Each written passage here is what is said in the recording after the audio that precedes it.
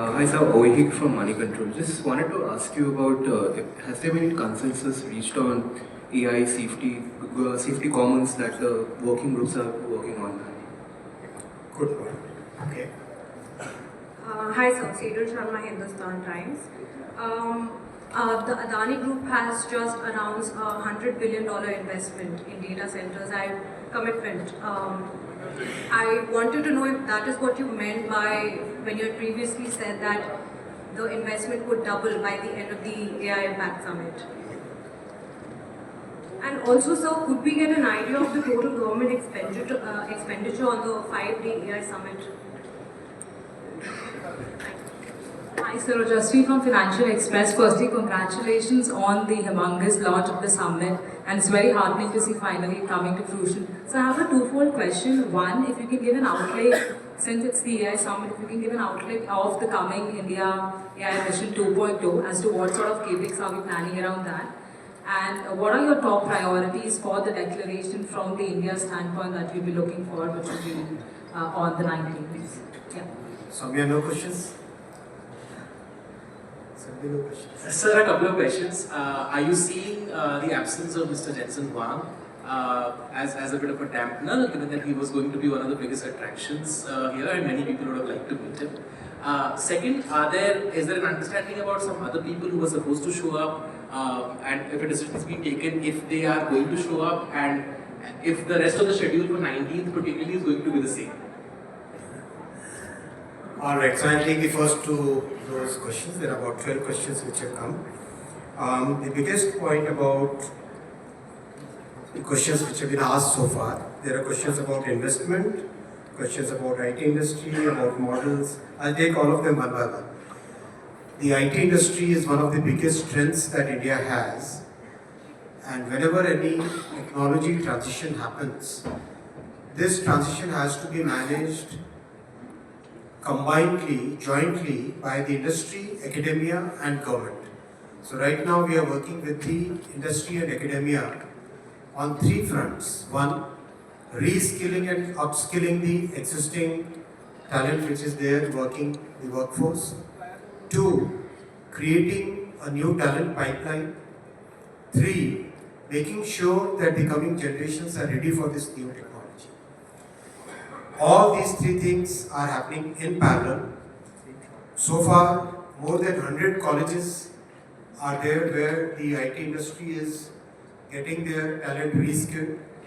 Our Future Skills program, which we started 3 years ago, that is also deployed now for AI-based reskilling. Education Ministry and AICTE are working on changes in the course curriculum so that the talent pipeline keeps getting updated and the youth gets new opportunities. So that's a constant endeavor that we are making. About investment is coming in all the 5 layers of AI stack. We have seen VCs committing funds for deep tech startups. We have seen VCs and other players committing funds for big solutions, big applications. We have seen VCs committing funds for further research in cutting edge models, because the next level of models will come from innovation, engineering innovation as well as mathematical innovation. So both these things are where the funding is getting attracted. We are also seeing huge investment interest in the infra layer and the energy layer. Energy, as you all know, we are one of those very rare countries where more than 50% of the power generation capacity is from clean sources. So that's a very big thing. About 51% of our power generation capacity is from clean sources, and that is one big advantage that India has, and that was possible because our Prime Minister could foresee this huge requirement for energy, clean energy coming, and his commitment and his conviction for clean energy led to such huge investment in the energy. We, so far, whatever investment commitments we have seen, looks like in the coming 2 years, we should be seeing more than $200 billion worth investment across the 5 layers of AI stack. Magnitude, which layers? Yes, this is the biggest AI summit in the entire world. The response is phenomenal. The energy is palpable. Today, more than, I think Shri was just estimating, about 70,000 persons, especially young persons, have attended, joined this summit, and we can see the organization is very smooth. Absolutely, whatever feedback you have, please share with us. We are open-minded. We have a war room operating right now, where since yesterday, and any issue which is there, please report to us. We definitely will make efforts to make it more smooth and make it more enjoyable for all of you. If anybody has faced any problems yesterday, my apologies for that.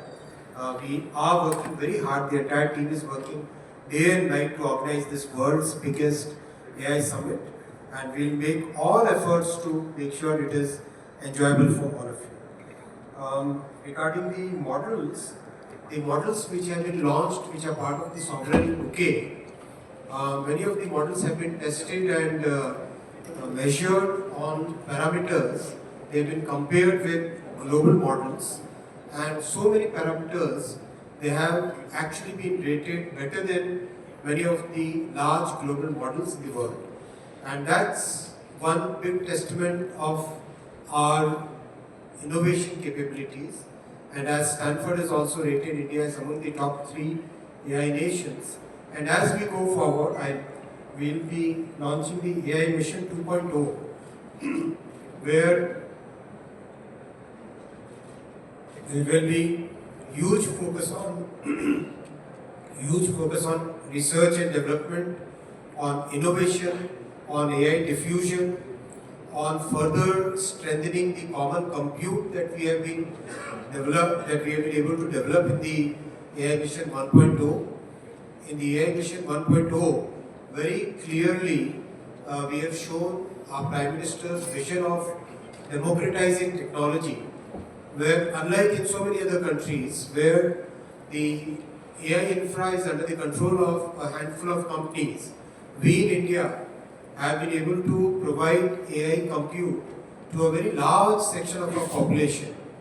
And that's one big differentiator, just like the digital public infrastructure, which brings technology to vast sections of the population. That similar structure we have created as part of the AI Mission 1.0. We are expecting another 20,000 GPUs over and above the 38,000 GPUs that we already have in the common compute layer. Very soon we'll be getting